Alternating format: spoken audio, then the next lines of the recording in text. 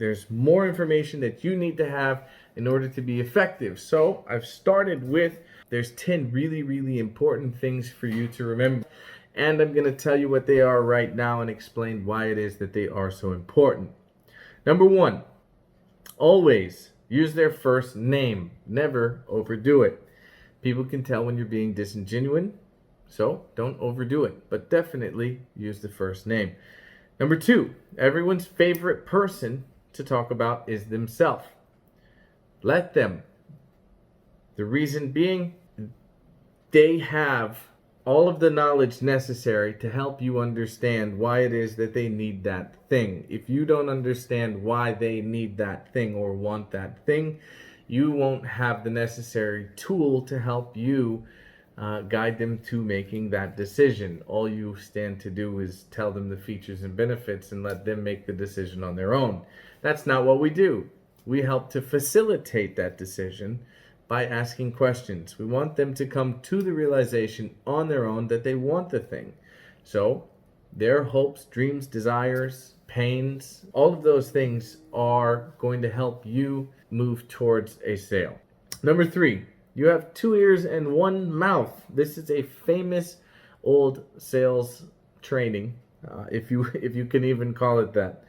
But it says, listen twice as much as you talk, and I have found it to absolutely be true. Number 4, there are only 3 acceptable answers to a sales conversation. That is yes, that is a no, and that is a very specific time, date, and topic for what you'll be discussing the next time you speak. If you don't have one of those 3 things, you don't let them off the phone. You won't be perfect at this. You'll let people off and wonder, when are we talking again? I screwed up.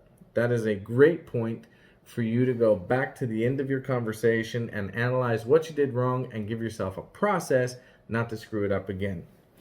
Number 5, there is more money in follow-up than on the front-end sale. Do not burn your lead. Here's the thing. This one's huge for me because as much as I love to get a sale on the first call, some of your buyers, some of the customers in your marketplace will be more likely to purchase. Maybe they've seen your message longer. Maybe their need is stronger, whatever it is. Maybe they're more adept to making swift decisions. That's going to be a segment of your marketplace. But you've got a big old marketplace, maybe. And some of those people aren't going to make decisions the same way as your innovators and your early adopters. I'll do a training on that as well. The Diffusion of Innovations, fantastic book. Now, you should absolutely hold people accountable and facilitate that decision. But if you come off as that guy or that gal who are trying to force someone into a decision because you have a commission check, they'll read through it, they'll shit all over you, and you'll, after enough times, destroy the brand in the process. Don't do that. Number 6. This one's probably one of my favorites. I've made a lot of money from this one statement. Just keeping this in mind. Every one of these is something that I keep in consideration with every single phone call. It's just memory now. Or muscle memory. It's just what happens. Number 6, though, is huge. I learned it from Jason Canigan. I'm not sure where he got it from.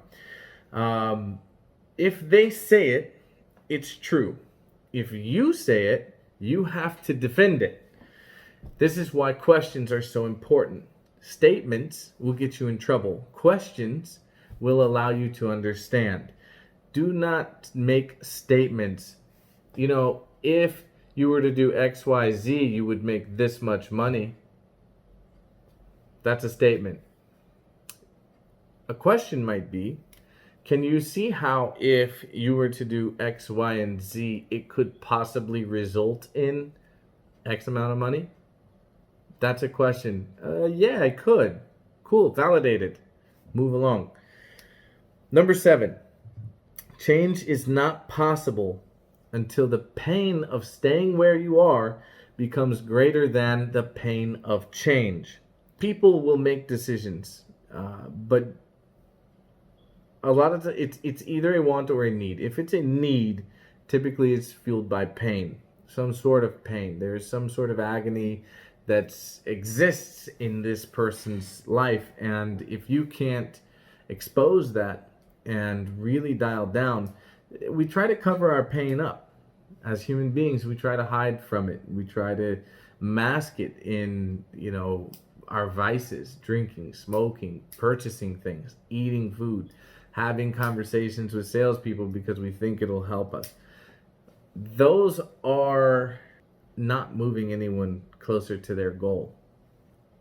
But if you can't expose, as a sales professional, if you can't expose that pain and help them to realize how they're currently living, how the decisions they make every day are responsible for the current situation that they're in, and that they then have to make different decisions, for instance, possibly a buying decision of your product, if you can't help connect those dots, it's going to be hard for you to get a sale. Number 8, another fantastic one, not only for sales, but also for business. Unsolicited advice is rarely taken. If somebody gives you feedback, if somebody shares with you something, it's okay not to respond. It's okay to say, okay. It's also okay to ask, are you looking for feedback? Would you like help with that? If you are pushing advice or pushing a product onto someone, the odds of them being receptive to it are very slim, unless they have crossed that barrier to where they're now looking at you for advice. When you've become the trusted advisor, then you can start to give advice and make recommendations about the decisions that people make.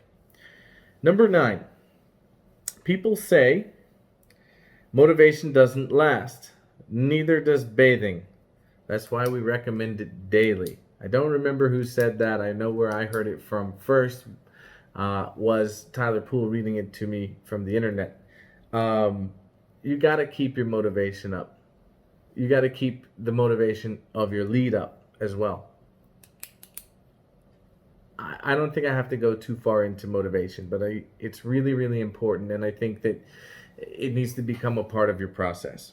Number 10, never confuse activity with accomplishment. This one is less important in terms of how you do your sales call and more important in terms of how you structure your day around sales calls. Like, sitting there looking on Facebook for your lead, and maybe you scroll to see what they're interested in. Those are cool techniques, but get to the point. Figure out what it is you need and get to the call, get to the conversation, because you're not going to help anyone while you're stalking them on the internet. You're also going to find yourself distracted, or maybe you're going to chase down a to-do list or whatever it might be. It feels good because you're busy and you're knocking things off that list. I encourage you to only put things on your to-do list if they're moving your needle or pushing you forward. And the last one, this one's heavy. This one's pretty heavy. And you might not get it until you've done the work on yourself. That's a bold statement, I know. But it clicked for me after I had really, really dug in on my own life and my own personal life and started to sharpen my axe, so to speak. The reason I can't is the reason I must. I don't know if I can make this investment decision right now. I'm not sure I have the money. You want to not spend money on an investment that will make you more money so that you can save the already small amount of money that you have. Like, there's a lot of times you'll hear somebody say something where, I don't have time to do this, but they earlier complained about, I don't have time to spend with my wife. I don't have time to make it to my son's t-ball practice, whatever it might be. I don't have time to invest into growing my company. I think the only reason that you need to invest right now in your company is to buy back the time that you don't have. Like, you're going to see this happen quite a bit. And I'm going to say the statement again. And during your sales calls, I want you to listen for situations where this might become a thing.